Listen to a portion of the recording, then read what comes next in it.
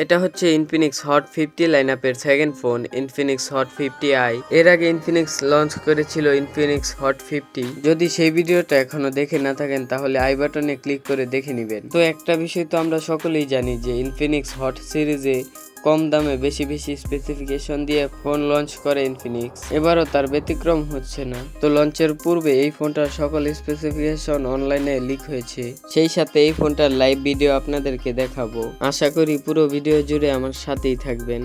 তো যথারীতি শুরু করব এই ফোনটার আনবক্সিং দিয়ে। তো প্রথমেই থাকছে এই ডিভাইসটি, তারপরে থাকছে 18 ওয়াটের charger, type C data cable, SIM ejector pin, user manual আর একটি ব্যাক কভার। সো গাইস, এটাই হচ্ছে ইনফিনিক্স হট 50i। এটার ডিজাইনটা আগের সকল হট সিরিজের ডিজাইনের থেকে সম্পূর্ণ আলাদা করা হয়েছে। এটার সলিড বিল্ড কোয়ালিটি আপনাকে ইমপ্রেস করবেই দেখে এটা মনে হচ্ছে। এটার রেয়ারে থাকছে ম্যাট ফিনিশের সাথে পলিকার্বন প্লাস্টিক। আর গাইস, এই ফোনটাতে পোর্টস এন্ড বাটন সব থাকলেও থাকছে না সেকেন্ডারি নয়েজ ক্যান্সেলেশন মাইক, মানে থাকছে শুধু ডুয়াল স্টোরেজ স্পিকার। এখানে 300% পর্যন্ত ভলিউম বুস্ট করতে পারবেন। গাইস, এই ফোনটা কিন্তু 3টি কালারে আসবে, আর এই ফোনটাতে সম্ভবত থাকতে পারে IP54 এর রেটিং। আর গাইস, এই ফোনটার বক্সে মেনশন করা হয়েছে TUV SUD সার্টিফিকেট, মানে 4 বছর ব্যবহার করার পরও এই ফোনটার পারফরমেন্স স্লো হবে না, যেটা এন্ট্রি লেভেল বাজেট ফোনের জন্য বড় একটা প্লাস পয়েন্ট হতে পারে। এনিওয়ে গাইস, এটা ডিসপ্লেতে ব্যবহার করা হয়েছে 6.7 ইঞ্চি মাপের একটি HD+ IPS LCD প্যানেল, আর এই ফোনটাতে সাপোর্ট করবে 120 হার্জের হাই রিফ্রেশ রেট। এই ডিসপ্লেটার উপরে থাকবে সিঙ্গেল পাঞ্চ ওয়াল, যেটা আবার ডাইনামিক আইলাইট হিসেবে কাজ করবে। আর গাইস, এই ডিসপ্লেটাতে থাকবে ওয়েট টাচের সাপোর্ট, মানে হাত ভিজা থাকলেও স্ক্রিন টাচে কোনো সমস্যা হবে না। আর এই ডিসপ্লেটার পিক ব্রাইটনেস হচ্ছে 500 নিটস, যেটা এই বাজেটের ফোনের জন্য এনাফ ব্রাইটনেস বলা যেতে পারে। সো গাইস, এবার যদি কথা বলা যায় এই ফোনটার পারফরমেন্স নিয়ে, তো এখানে থাকছে মিডিয়াটেকের লেটেস্ট একটা চিপসেট, মিডিয়াটেক হেলো G81। এটা সম্ভবত Redmi 14C, Tecno Spark 30C এই সব ফোনে ব্যবহার করা হয়েছে।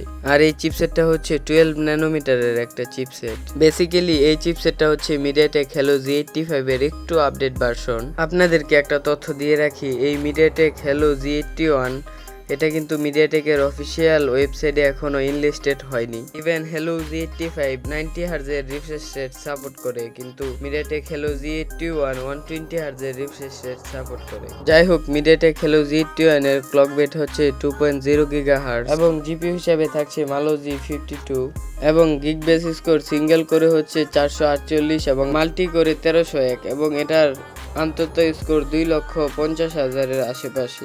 ইভেন ইনফিনিক্স ক্লেম করেছে 4 বছর পর্যন্ত এই ফোনটার পারফরমেন্স ড্রপ হবে না, যেটা এই ফোনের একটি খুব ভালো বিষয়। এই ফোনটাতে পাবেন 4GB র্যাম, সাথে আরো 4GB ভার্চুয়াল র্যামকে যুক্ত করে 8GB র্যামকে ব্যবহার করতে পারবেন, মানে 8GB র্যাম আর 256GB ইন্টারনাল স্টোরেজ পাবেন এই ফোনটাতে। র্যামের টাইপ হচ্ছে LPDDR4X এবং স্টোরেজ হচ্ছে eMMC 5.1। তো গেমিং এর কথা বলতে গেলে মিডিয়াটেক হেলো G81 কোনো গেমিং চিপসেট না, তবে সার্ভিস আপ পাবজির মতো গেম লো গ্রাফিক্সে খেলতে পারবেন আপনি। সফটওয়্যার বা UI হিসেবে এই ফোনটাতে পাবেন out of the box XOS 14.5 এবং বেসড অন Android 14। এতে আননেসেসারি বেশ কিছু অ্যাপ দেখতে পারবেন, যেটা আপনি চাইলে আবার ডিলিট করে ফেলতে পারেন।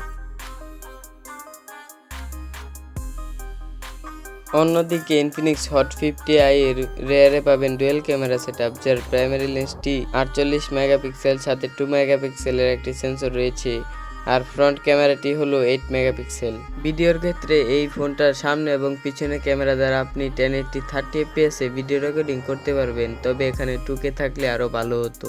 সো গাইস, এই ফোনটার ক্যামেরাতে বেশ কিছু ফিচার রয়েছে, আর অন্য সকল মোবাইলের মতোই এই ফোনটাতেও আপনারা পাবেন 5000 mAh এর ব্যাটারি, সাথে 18 ওয়াটের একটি চার্জার আপনারা বক্সেই পেয়ে যাবেন। সো গাইস, এই ফোনটা কিছুদিনের ভিতরেই গ্লোবাল মার্কেটে লঞ্চ হবে, তার কিছুদিন পরেই এই ফোনটা বাংলাদেশের মার্কেটে লঞ্চ হতে পারে। সো গাইস, এই ছিল আজকের ভিডিওটা কেমন লাগলো অবশ্যই কমেন্টে জানাতে ভুলবেন না। আর গাইস, দেখা হচ্ছে পরবর্তী কোনো নতুন ভিডিওতে, ততক্ষণ ভালো থাকুন, সুস্থ থাকুন, আল্লাহ হাফেজ।